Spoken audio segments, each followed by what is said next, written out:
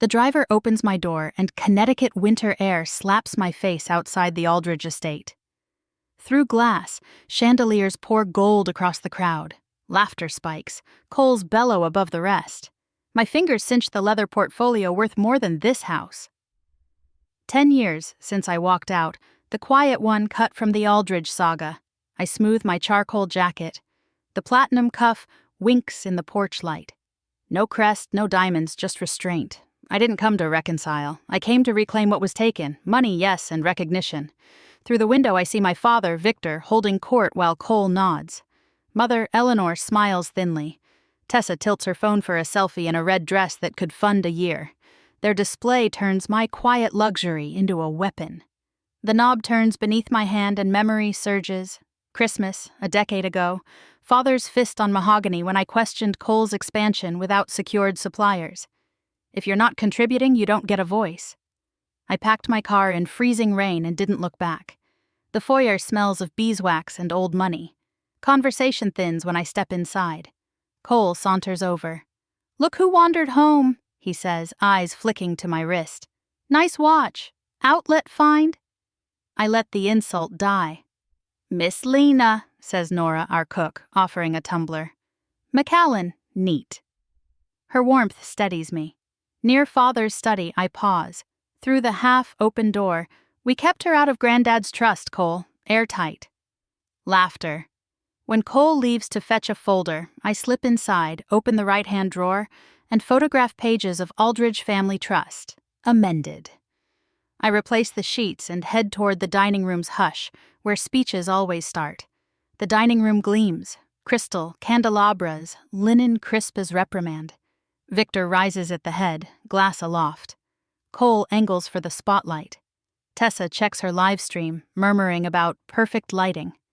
Eleanor's smile is porcelain, knuckles white around the stem. "Before the turkey," Father says, "a brief state of the company. Varon Systems. He never says Granddad's name anymore. Challenging year, yes. I'm pleased to announce we've finalized a sale. By year's end, we'll join a larger enterprise. Efficiencies. Fresh capital. Cole will retain an executive role with appropriate compensation." Cole beams. "And a small maritime purchase," he adds, showing a yacht. Tessa doesn't look up. "My brand deals are cued for the merge," she chirps. I study the tableau, the flush on Victor's neck. Eleanor's tremor, the accountant angled away from Cole. The room hums with money and managed truth. "Most importantly," Victor says, meeting my eyes for the first time, "we're trimming legacy entanglements." Dead weight, delivered with a smile. Nora arrives with pumpkin pie, and as she sets my plate, squeezes my shoulder. "Your grandfather believed in value, Miss Lena," she whispers. A small anchor in a shifting sea, glasses lift. "To family loyalty," Father intones. The guests echo on cue. Cole's phone circles, but when it nears me, he reaches across. "Skip Lena. She won't get it." I sip water. The cool clarity steadies the heat in my chest. Victor clears his throat. "Questions?" The room quiets. "Who's the buyer?" I ask. "Meridian Holdings," he replies, slow and patronizing. "A tech conglomerate based in—" I rise, napkin falling like a shed skin. "That's me." Silence lands with the weight of a gavel. Even Tessa's screen goes dark. Chairs scrape. Victor's certainty drains. I set the portfolio on the table and slide out signatures the board inked last week. "Meridian is my holding company," I say. "And Varon is coming home." Cole blusters. "I'll contest." "On what basis?" I ask.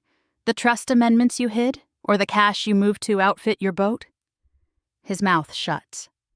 Nora enters with coffee and places Father's reading glasses beside the contracts. Victor squares his shoulders. "Your grandfather believed in family." "He believed in value," I answer, laying down Granddad's original letter and the photographs I took in the study. "You edited me out. I built anyway." Silence lengthens. Eleanor's hand stops shaking. "Victor," she says, "sign." He reaches for the pen, pride wrestling with survival. The nib scratches. When he finishes, the room exhales. I countersign, steady, deliberate, and slide a brass card across the wood. William Aldridge, founder. Here's how we proceed, I say. We're pausing the sale optics and announcing new leadership. Cole, your access is revoked pending audit. Tessa, the expense account is closed. If you want a roll, it will be earned, measured, and public. Tessa opens her mouth, then shuts it. The influencer smile falters, human underneath. I turn to the guests. Dinner resumes in the other room. This table is now for work. They drift away, relieved to trade drama for dessert. Nora lingers. He'd be proud, Miss Lena. I know, I whisper.